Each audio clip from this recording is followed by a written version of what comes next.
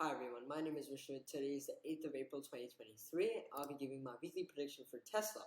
And before doing so, it's important that I make the disclaimer that all information presented in this video is completely for educational purposes and it is unadvised to take a trade based solely off of the information in this video, since markets are subject to risk and taking uninformed positions can result in hefty losses, and you should consult a financial advisor before doing so. Now that we've made the disclaimer, now we can move on to the video, going over the monthly, weekly, and daily charts and giving my final prediction for Tesla by the end of the week. So, as we can see in the monthly charts, for the month of March, we had a very strong dragonfly doji, which in itself is a very bullish candle.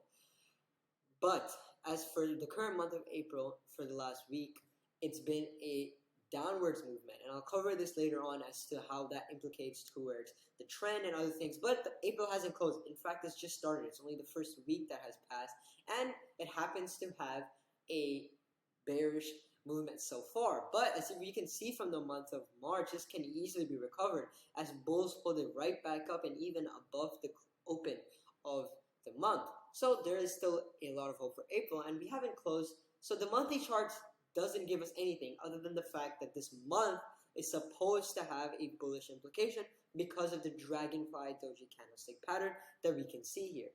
Next, if we move into the weekly charts, it gets slightly more interesting because here's where we can establish our trading range. If we see here, the market has closed below this consolidation range that I've defined, and its market has stuck to this range for the last few weeks actually.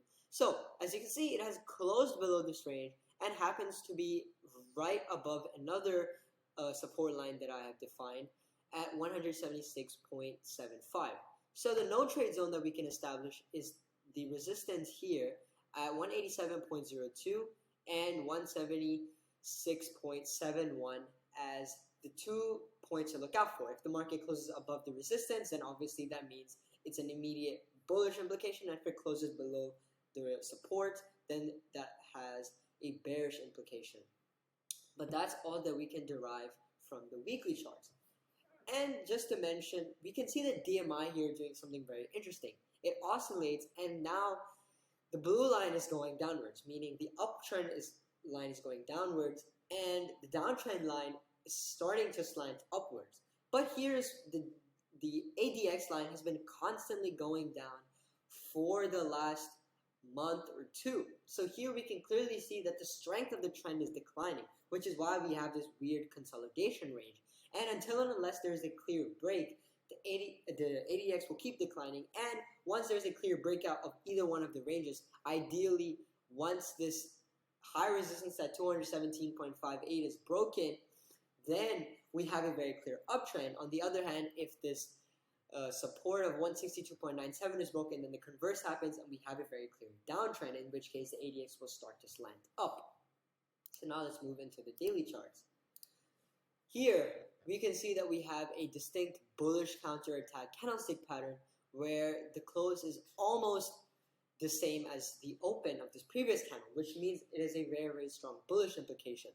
And as you can see, this candle is right between the trading no trade zone that we have specified, and until and unless the market closes above or below, it should be taken with a grain of salt, any movement in particular, because there's very likely to be whipsaws.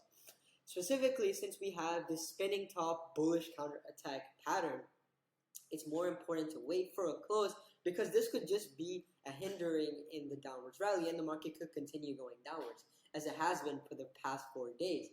However, if it does end up reversing upwards, then this is a good time to tap in as well. That's why we have this small no trade zone compared to the huge ones we have earlier. We can see that this no trade zone is tiny in comparison to this one, which is why, because we need to maximize the profits, and this is a very good bullish signal, and the likelihood of the market closing upwards is significantly higher than that of it closing downwards.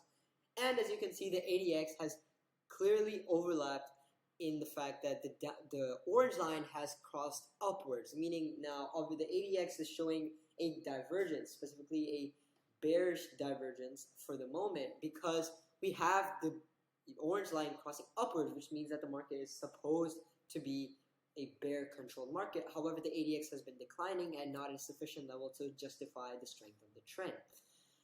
So on this note, I would like to conclude the video and go over the final prediction for Tesla.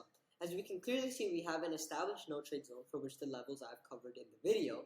The ADX clearly shows for the daily chart that the bears are taking control, and the ADX is constantly declining. So we have a small kind of divergence. However, it does go in line with the recurring rally downwards that we have seen.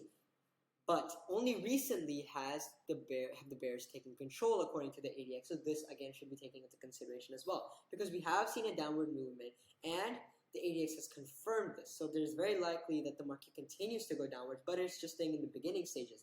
So until the ADX also starts to rise and show that we have a strong trend at hand, this signal is only to be negated actually, because it doesn't prove anything. It just shows that the bears are starting to assume control as a possibility. However, we have to wait for this no trade zone to break, and until and unless this happens, no trade should be taken. And whichever direction that the market closes in is where my prediction automatically alters to. And on this note, I will end the video and I'll see you in the next one.